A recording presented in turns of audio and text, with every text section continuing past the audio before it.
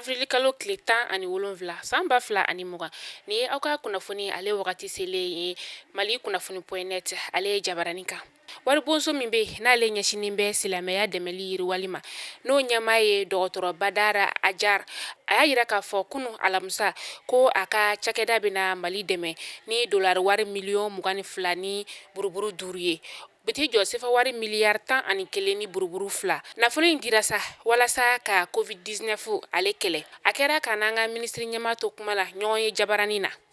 Diɲɛ seleke naani fara ɲɔgɔn ka tɔnba min b'an ka jamana kɔnɔ n'ale lasigiden ye Mahamat Saleh Anadif ye kunu a ye kunnafonidilaw wele walasa k'u kuma ɲɔgɔnya bana min n'a b'an ka jamana kɔnɔ n'o ye coronavirus ye n'a kɛlen don ka diɲɛ seleke naani bɛɛ lajɛlen kamana gan.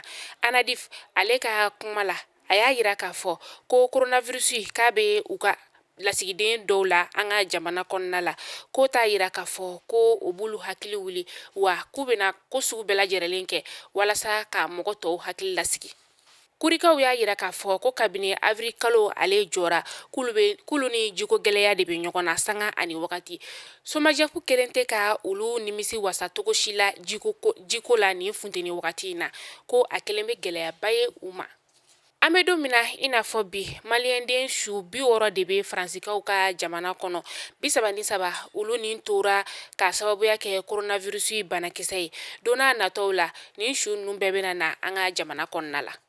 Ɲame Keita ale tun ye narakaw ka wasaden ye wasabulon kɔnɔ. Nara yɛrɛ ale bɛ Kulukoro mara la. An ka ba polisilakaw ka ɲɛmaaba tun don fɔlɔ. A tun bɛ jɔyɔrɔba la UR2 fana kɔnɔna la. Kunu alamisa an dabama ka wele sera ale ma ka sababuya kɛ bana kuntagala surun ye. An bɛ taa kɔkan kibaru la Côte d'Ivoirekaw fɛ yen nɔ coronavirus banakisɛ bɛna kɛ sababu ye k'olu ka jamana ɲɛmaa kalafili k'ale bila wagati wɛrɛ la.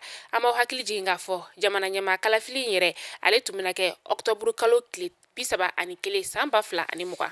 Congo Brazzavillekaw y'a yira k'a fɔ wagati min na n'olu bɛ sokɔnɔ datugula sufɛ ko kabini marisi kalo tile 31 u ka feerekɛlaw y'a yira k'a fɔ ko kabini ni sokɔnɔ datugu in daminɛna sufɛ k'ulu bɛ k'a lakɔlɔsi k'a fɔ k'u ka magasinw bɛ ka dakari sufɛ. Ayiwa sa nin bɛ dan sigi an ka bi kunnafoni la aw ni ce aw ka lajɛliko ɲuman na ala ka juma hɛrɛw caya.